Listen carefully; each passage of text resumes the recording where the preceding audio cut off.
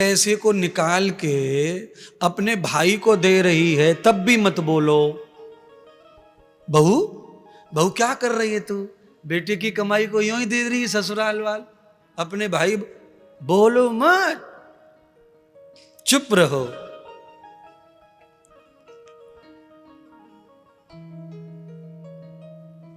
Kitchen की ओर मुंह करके खाली चुप रहो और ऊपर को कर ले। उल्लू ऊपर देखे, मतलब बहू रानी को मत देखो घर में। पर ये शासन की आदत वही है जवानी वाली।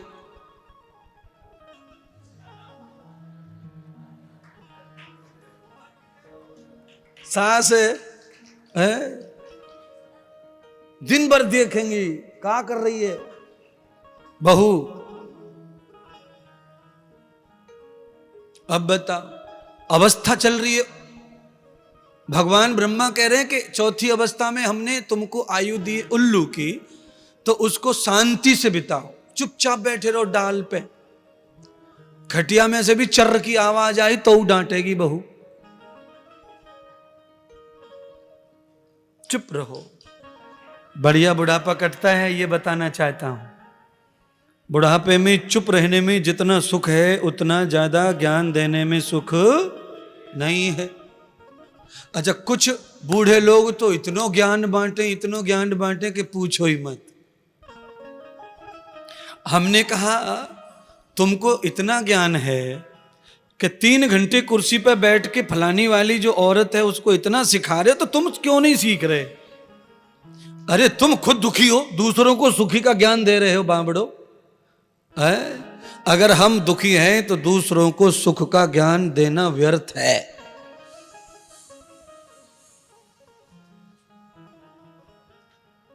डॉक्टर साहब के घुटने पे प्लास्टर लगा हो तो क्या वो घुटने का ऑपरेशन करने जाएंगे दूसरे मरीज का? सवाल ही नहीं है।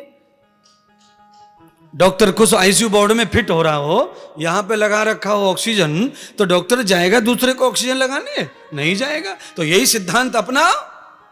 अरे जब हम खुद दुखी है तो हम इनको क्या बता रहे, इनको क्या सिखा रहे? घंटों घंटों बतराते, हटते ही नहीं है, बैठे रहते, बतराते। क्या बतराते हैं? कुछ नहीं। ज्ञान क्या देंगे? कुछ नहीं। हम कैसे बर्बाद हुए ऐसे तुम भी बर्बाद हो जाओ। आओ बैठो।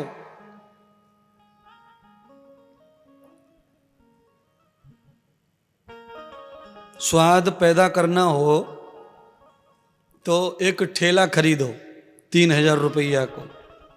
ठेला कहते हैं ढकेल गाड़ी को। इस समय मूली सस्ती आ रही है, ठंडी में मूली ज्यादा आती हैं। मूली ले आओ।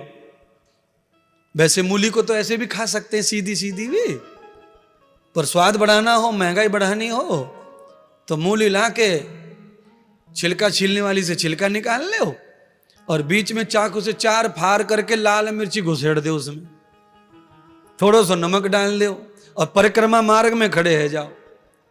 तुर्रे बिखर गए मूली के। कुछ लोग समझ ही नहीं पाए होंगे तुर्रे क्या हो गए है। तुर्रे का मतलब है चुटपुट में बिक गई सब फटाफट। और महंगी 7 रुपया की 3 किलो आ रही है मंडी में थे। और छील के खाली लाल मिर्ची भर के 5 रुपया की एक जा रही परिक्रमा में। अटल्ला चुंगी पे कल मेरी गाड़ी रुक गई गऊ पूजन को गयो में। अटल्ला चुंगी पे गाड़ी रुक गई और भाग्य से ऐसा हो गया कि मेरी गाड़ी मेरी खिड़की के बगल में ही मूली वाला खड़ा।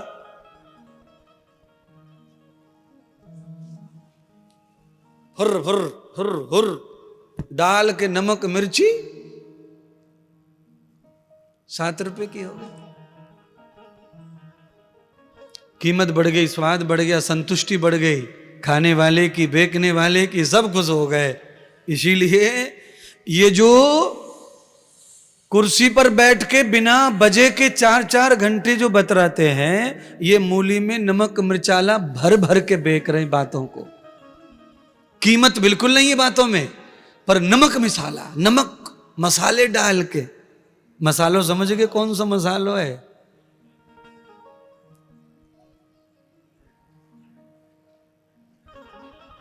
आंखों से समझाती हैं, फिर वो आंखों से।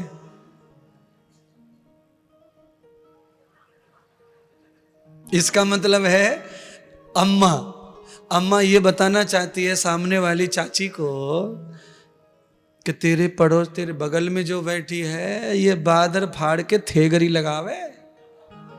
अब बता, चाची पूछ भी नहीं रही है, अम्मा जबरदस्ती बता रही है।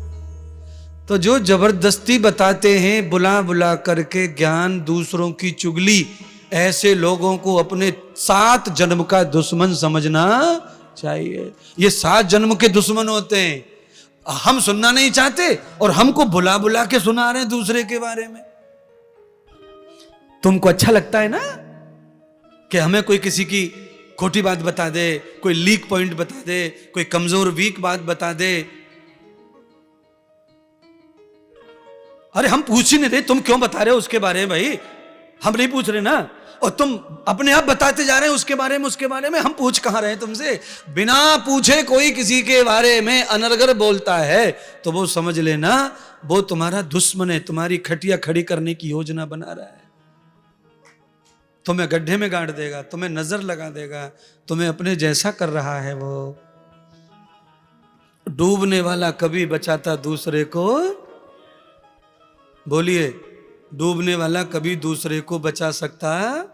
बस हो गया काम। आज की कथा का यही सारांश है।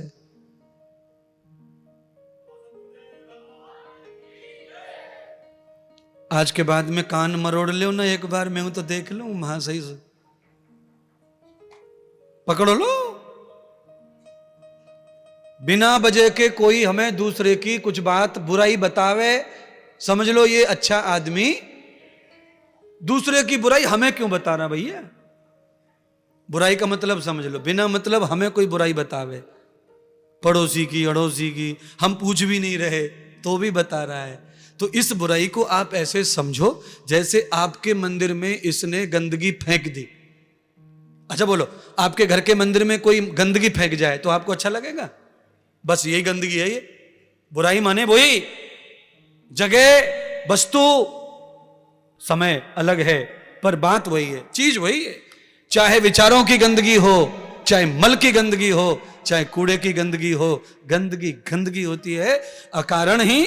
अगर मेरे आंगन में गंदगी होती है तो मुझे घिन आती है, तो ऐसे निकम्मे लोगों से तुम्हें घिन आनी चाहिए, तो तुम सेफ हो, सुरक्षित हो और तुम्हारी प्रगति होगी होगी। कोई भी हो,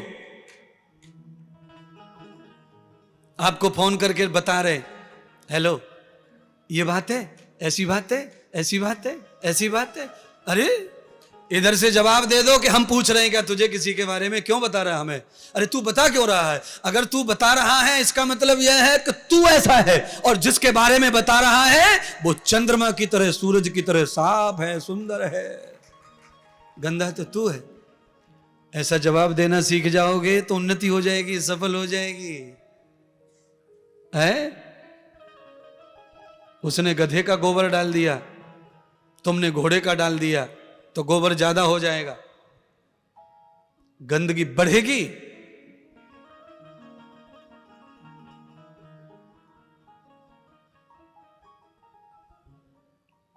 इसीलिए अपने आप को संभालना सीखो।